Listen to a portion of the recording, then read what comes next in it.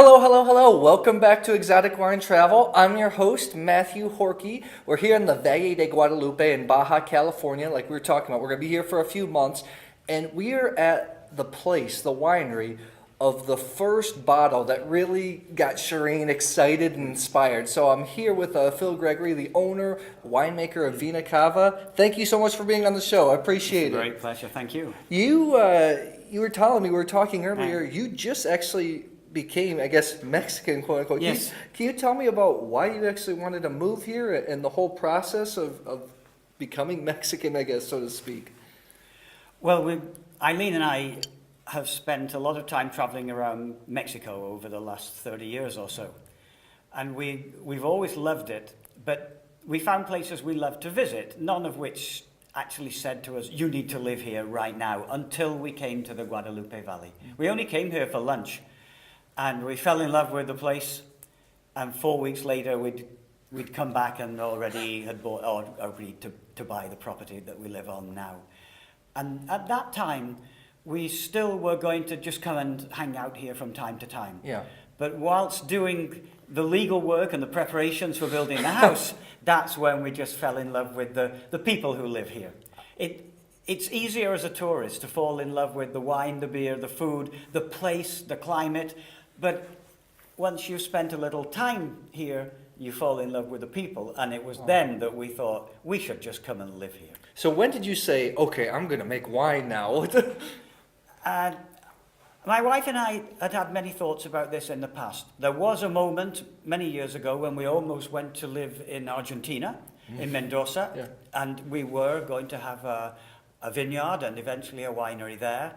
We decided against it. But here, once we arrived in this valley, having simply arrived to live here in this part of Mexico, and then finding that all of our new friends were somehow involved in wine, we decided to do something about it. As soon as we arrived here, as we started to build the house, we'd planted a vineyard. We just wanted to look at a vineyard.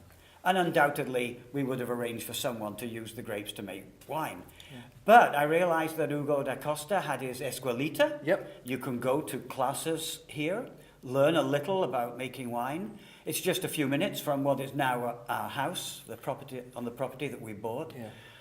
And I became more and more involved in it. I started to make wine each year.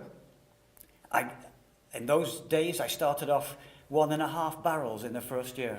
I shared one of them, and I got up to about 40 barrels, by which time I needed my own winery, and Hugo and his brother Alejandro, the architect, were kind enough to lend me a building for a couple of years.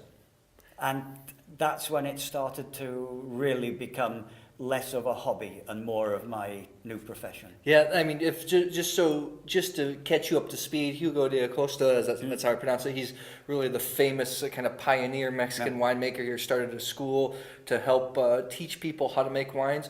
Your winery is super impressive. Where did you get the idea? Where basically his winery is like 2 boats upside down. Actually, there are more than that. How many boats? There are about 7 altogether. So where did this idea come They're not all on the roof. This idea is 100% an idea of Alejandro da Costa. Okay. He knows that I spent a lot of time in boats. My wife and I both did, sailing in the Caribbean, the Mediterranean, the North Atlantic.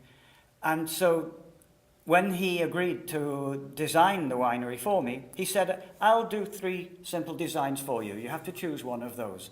This was the first one. I chose it. I said, don't bother with the others, and I don't suppose he did.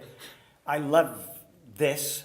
It's a winery which is functional but funky, and that's what I asked for. Yeah, and the winery, the building, so much respect, so much reflect the winemaker owner. I'm going to talk about your wines. This is the Vena Cava Cabernet Sauvignon. Actually, really enjoyed this wine from 2013. You get a shot of this bottle. Your wines have an underlying theme to us. Tell me about what style of wine that you were looking to go for when you were making. Basically, I'm just making Mexican wine. I'm taking the best grapes that I can grow or buy. I buy a lot of the grapes. For lack of water, I can't grow large vineyards here. So I mix my own grapes with those that I buy from my friends in valleys that are very close by. And I'm letting the wine make itself whilst I guide it and protect it. But one of my themes is to make a lot of small batches of wine. My tanks are very small. I use different processors, different grapes from different valleys, different ages of vineyards, clones of plants, different yeasts, many natural fermentations, and I have at least 11 different kinds of barrels. Each of these different aspects to the process can produce a slightly different flavour. Yeah. And at the end of the process, I have many barrels with slightly different flavours, which I can choose to blend together or not. And that's how I like to make the wines.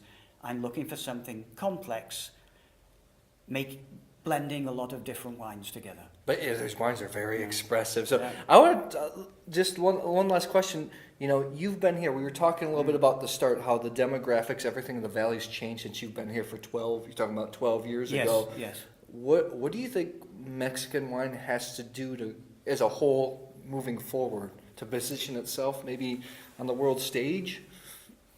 We probably have to make more wine.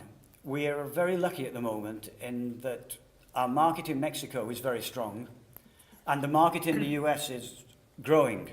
With the help of Michel Martin and Tom Bracamontes, they've been representing us, especially Michel, for years.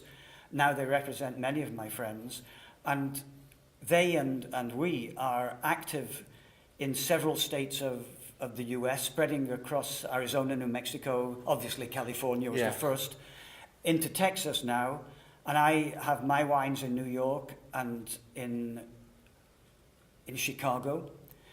I don't make enough to be anywhere else. And if we want to grow onto the world stage, I'm not sure that we do, we'd simply have to make more wine. We don't have enough to go around. Got it. Well, Phil has tons of projects here. Excellent food truck, Troika, one of the finest, Corazon de Tierra Hotel. Also, I have to say this, we didn't even talk about this before. You're a very well-respected guy within the community. Got a lot of humanitarian projects going on and everything like that. So come down here, support what he's doing.